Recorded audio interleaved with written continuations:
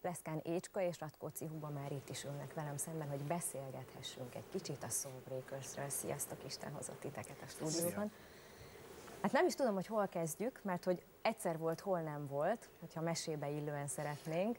Volt egy zenekar, akik úgy döntöttek fél évvel ezelőtt, hogy megtalálják maguknak Écskát. És ha már a mesékkel kezdtem, akkor egy picit majd behozzuk ebbe a vonalba a te másik életedet, vagy az egész életedet, ami a bábokkal és a bábozással, azok készítésével lesz teljes, de persze a zene minden mennyiségben, hiszen először is a Soul Breakers.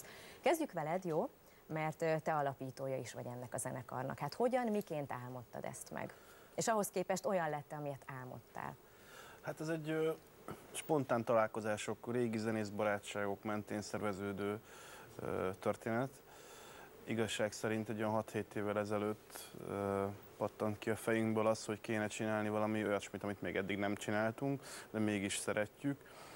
Így ez volt a cél, hogy a 60-as évek soul muzsikájához hozzányúljunk egy kicsit másféleképpen. De hát akkor még nem is éltetek, te sem, de Écska sem.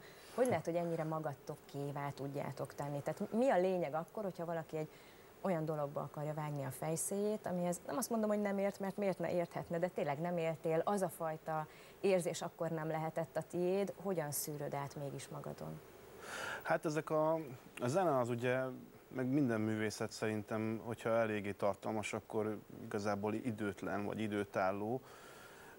És én már egészen kisgyerekkoromtól fogva hallgatok zenét, sokféle zenét, és a szívem csücske ez a korszak, meg ez a világ. Nagyon sokféle zenét szerettek, és mindig is vágyam volt, hogy ilyesmi jellegű dologban részt vegyek zenészként. Vannak más formációim, ott egész más dolgokat csinálunk, és ez ugye egy hiányzó terület volt. Akkor te is így lettél egész. Igen. Na akkor lássuk, Écska, hogy lesz egész, mert tényleg olyan sok mindent csinálsz, és az írást az előbb kifelejtettem. Tehát egy igazi művészlélek az, aki benned lakozik, de talán ilyen apukával nem is véletlen, mint Pleszkán Frigyes. Hát én azt szoktam mondani, nem annyira művészlélek, vagy szóval nem ezt a szót használnám, én azt szoktam mondani, hogy egy ilyen nagy gyerek vagyok tulajdonképpen, egy ilyen felnőtt gyerek. Kicsi gyerek vagy. Mert hát igen, annyira 158 centi, ezt de a jóból keveset adnak, hála az égnek, úgyhogy ezzel nyugtatom magam. De tényleg az a lényeg, hogy gyakorlatilag nagyon szeretek játszani, mindent kipróbálni, gyakorlatilag tényleg, amióta az eszembe tudom, mindig minden érdekel. Tehát ha volt valaki, aki egy picit megmutassa, teljesen mindegy, hogy milyen területről beszélünk, hogy annak az adott témának az érdekes pontjait, akkor onnantól kezdve az én figyelmemet mondjuk nem volt nehéz bármire ráirányítani. Ez a mai napig képes vagy van. Lelkesedni bármire. Igen, és nagyon szeretem az olyan embereknek a társaságát, akiknek mondjuk szintén van valami mániája, amiknek ők ismerik mondjuk tényleg a csinyát, bínyát, és amikor tudnak úgy lelkesedéssel beszélni. És azt gondolom, hogy ez átragad. Tehát ettől, mivel találkoztam jó sok ilyen emberrel, ettől elég sok mindenbe belekaptam, vele próbálkoztam, hogy sok mindenért lelkesedtem. Sok mindenért lelkesedsz, és ezt a lelkesedést próbálod átadni a közönségnek is. Sikerrel, ezt nyilván kijelenthetjük. 28-án egy újabb sikernek lehetünk majd, valószínűsíthetően szem- és fültanúi, mert hogy felléptek, és ezzel kezdetét veszi a 2014-es koncertszezon. Akkor beszéljünk egy kicsit erről a fellépésről. Hol lesz, kikkel, mert hogy egy olyan művész is ott lesz majd veletek, aki tavaly nyáron is már többször elfogadta a meghívásotokat.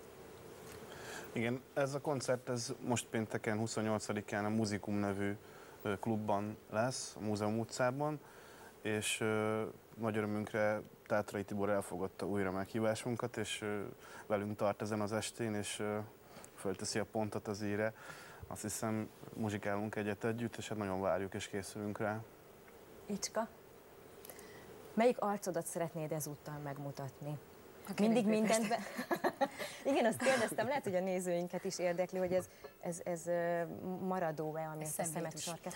Szemhétúj. Akkor ez csak mára nekünk. Hát nem csak már, ez nekem ilyen szokásom. Szokásom? Még mikor először kentem egy ilyen, csak mint a másik oldalon, ami van egy sima csíkot, tehát szokták a lányok ezt a cicaszemet így, de is elkentem véletlenül indulás előtt 2 perccel, és kiderült, hogy valami rettentő rossz, olcsó gagyi darabot sikerült meg, és nem lehetett lemosni.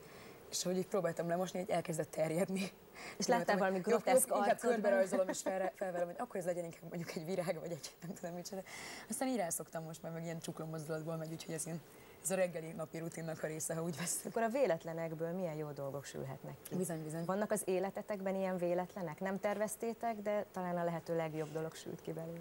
Hát mondjuk azért... Hogy én bekerültem. Nagyon összenéztetek, igen? Igen, ez most egy elég aktuális kérdés. Na te meséled, vagy én mesélem? Mesélte.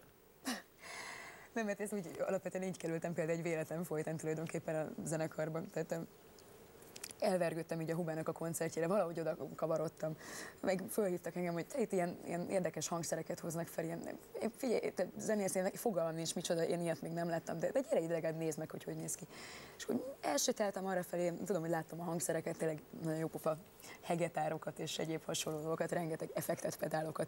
Tehát, hogy kíváncsi lettem volna, hogy mi történik, de úgy valahogy jó későn kezdtetek.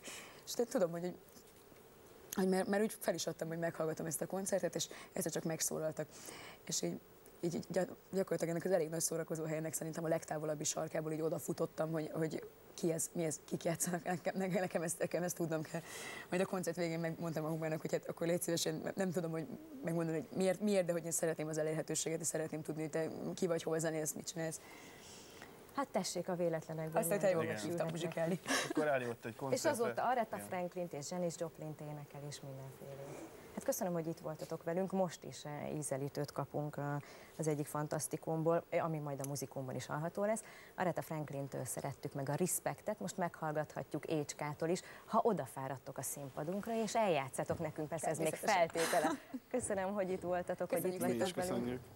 Akkor tehát február 28-a a muzikumban hallgathatják meg a Soul Breakers-t, Pleszkán Écskával és Tátrai Tibor is a vendégük lesz.